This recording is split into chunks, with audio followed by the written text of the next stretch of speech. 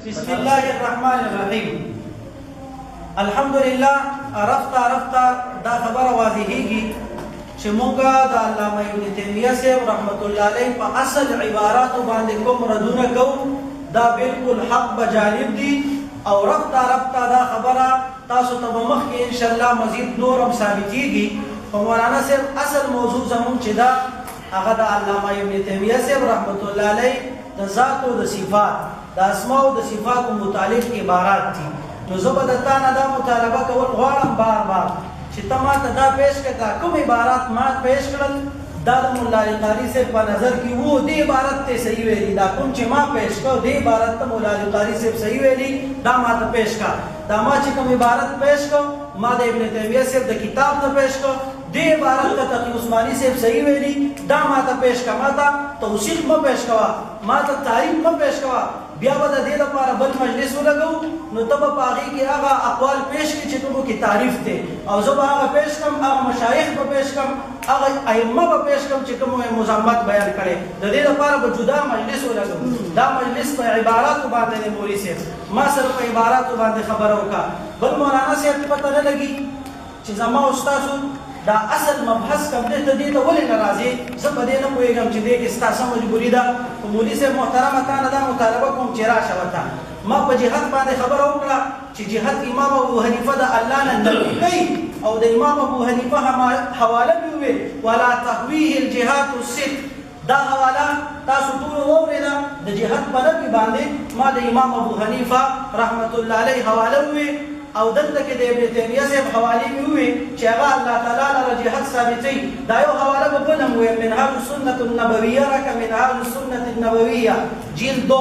صفحه 75 تبه بولاق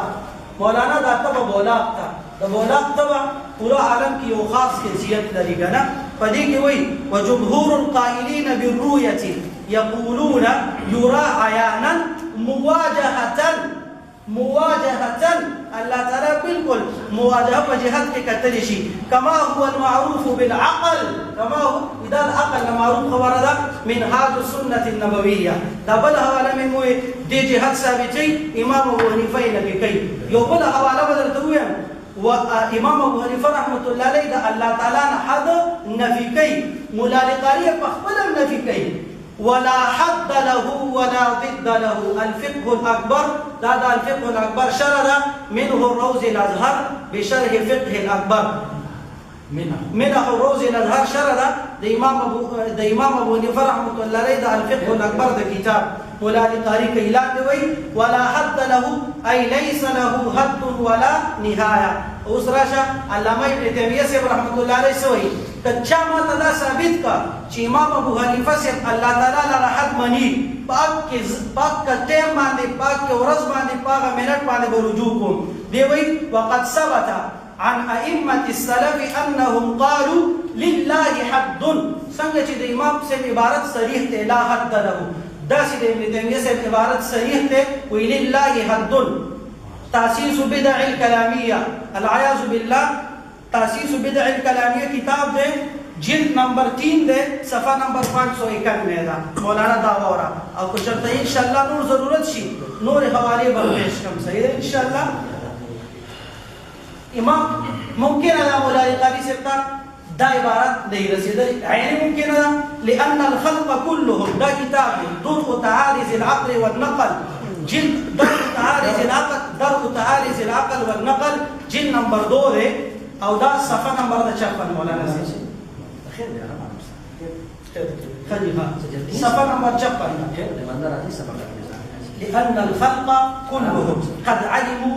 لأن الخلق كلهم قد علموا أنه ليس له شيء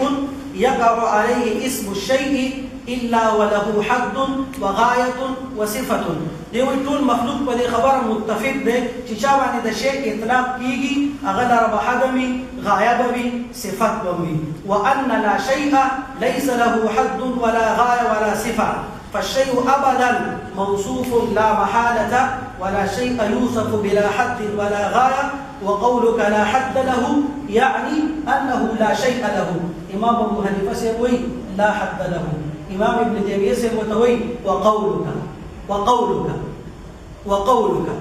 لا حد له يعني أنه لا شيء لا لا شيء العياذ بالله العياذ بالله تكسو جي لا واحد باني بارك لا حد له أي لا شيء لا شيء له لا شيء ليس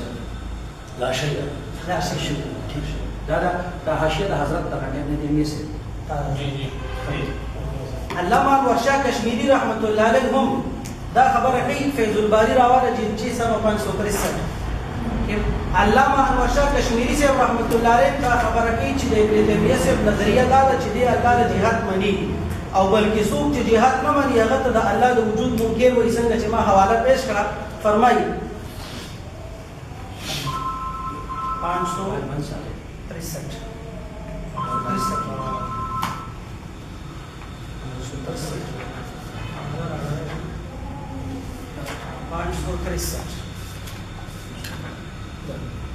دلته وی حضرت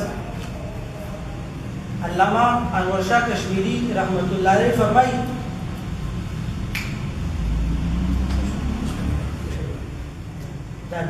قال الحافظ ابن تيمية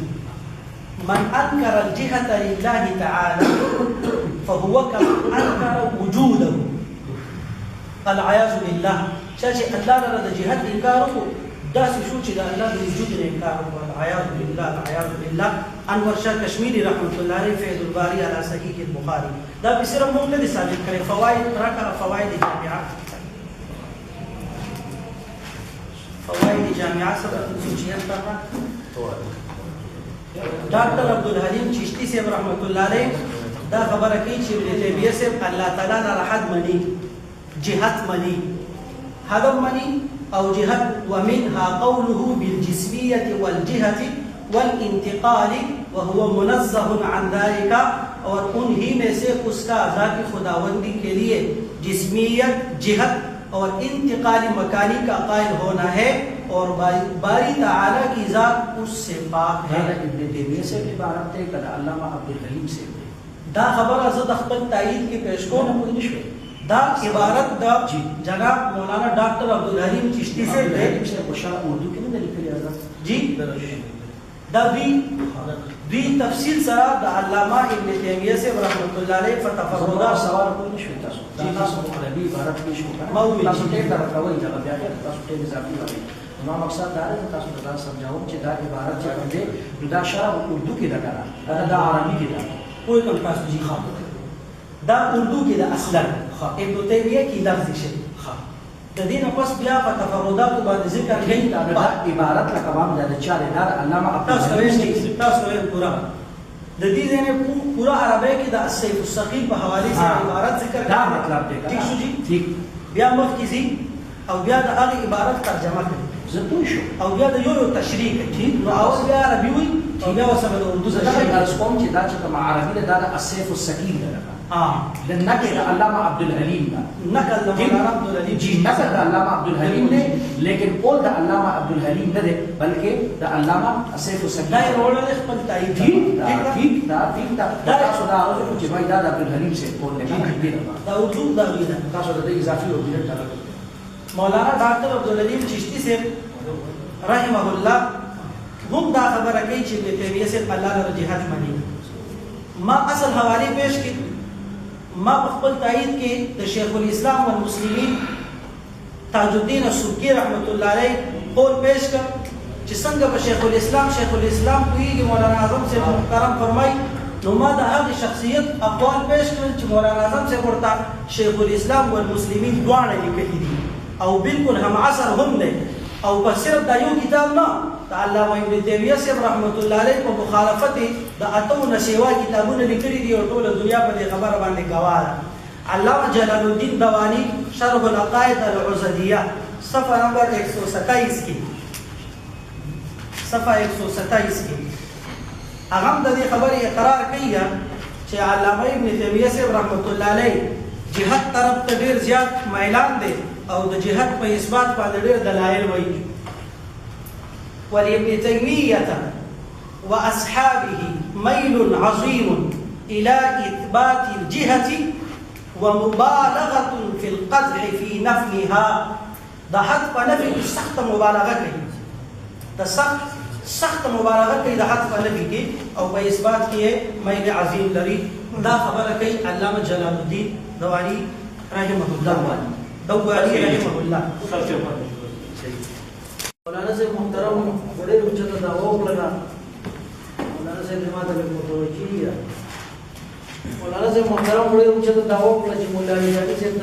شیخ الاسلام دا عبارات ندی ورسېدلې یاره مولانا صاحب زوی چې مولا علی قاری صاحب مرقات نمرا 12 جلدوں کې لیکلي رسائل 85 90 100 رسائل دي چې هغه الحمدلله زموږ استاد او خلک دا غي مستفید کیږي هغه دغه عبارت نه رسېدلې دغه یو بننه پوه شوی او زه ورته په پوریږم دا مې ناشنا مونته خبره مې اورېدله او بل خبره تعالی وکړه چې تا وایي چې مولانا چې تا وایي چې شیخ الاسلام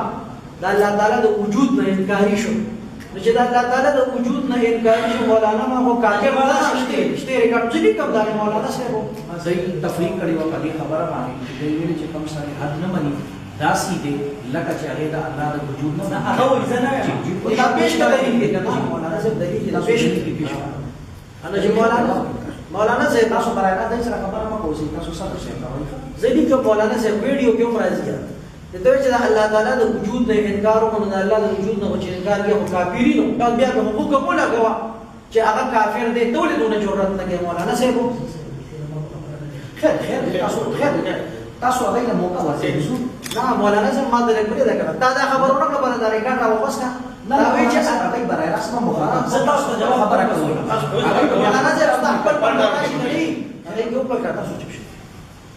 مولانا صاحب ته چې د جهاد ابن تیمیه سے قائل نو مزه خو بتا ته بیا صفه خبرو کوم چې د جهاد په چې سو قائل دي نو هغه خو مستقل بیا کافر دي نو دا کتاب چې مولانا صاحب دې خبرې د سوچو کا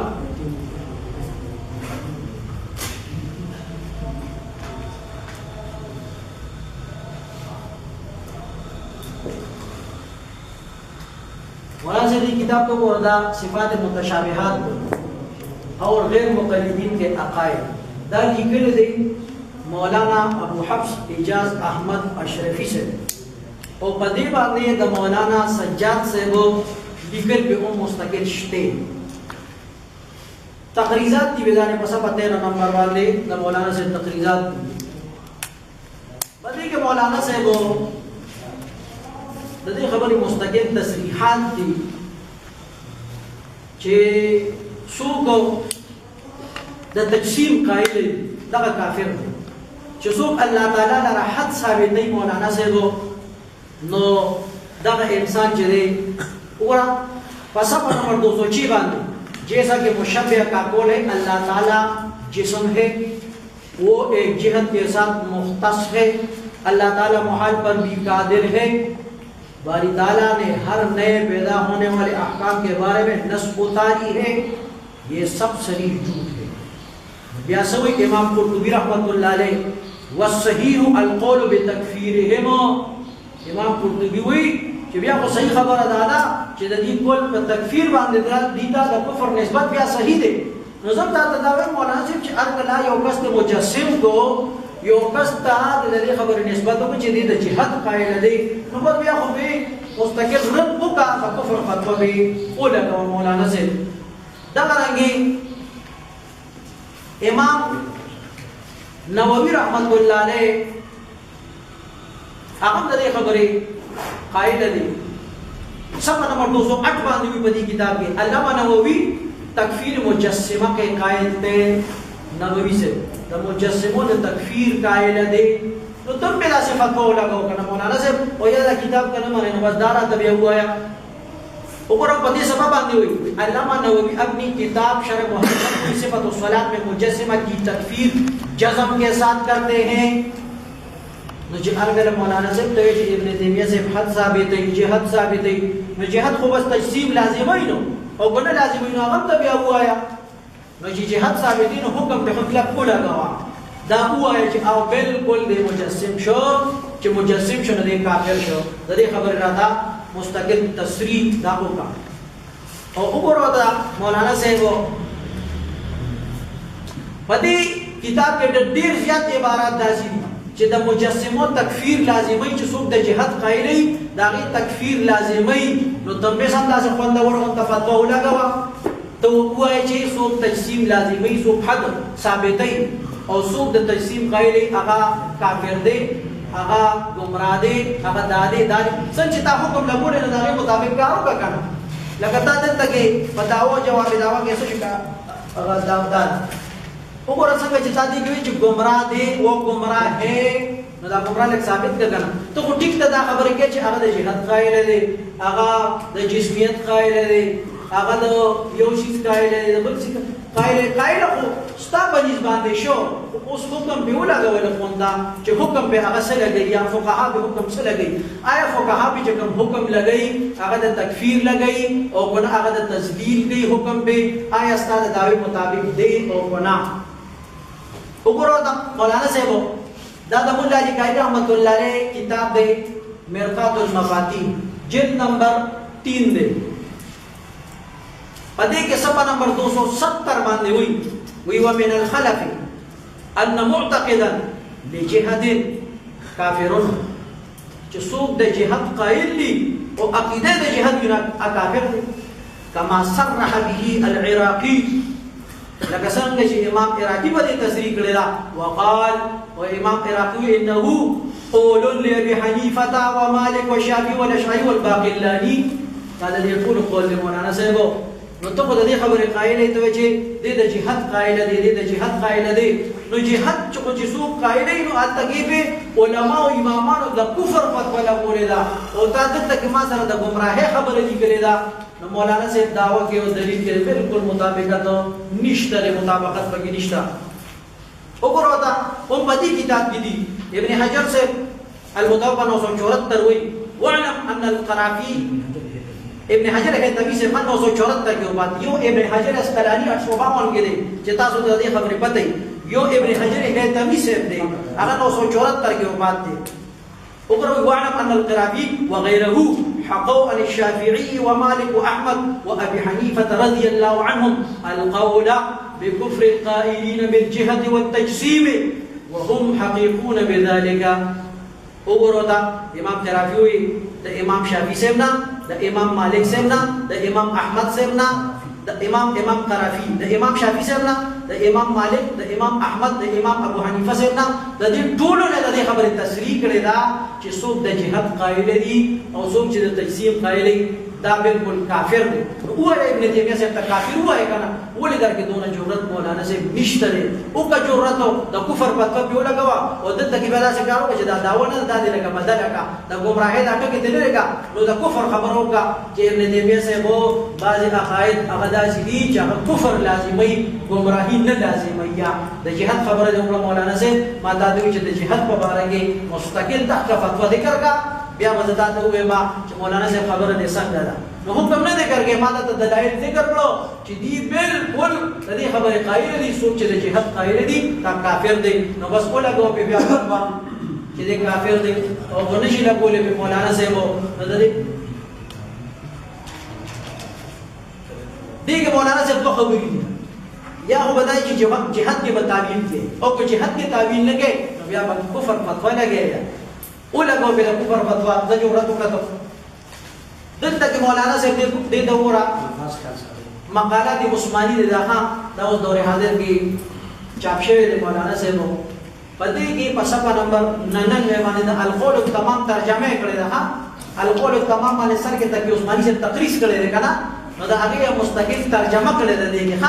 القول تمام في اثبات التنفيذ مذهبا للسلف الكرام پدې کې په صفحه نمبر 99 باندې مولانا صاحب په صفحه نمبر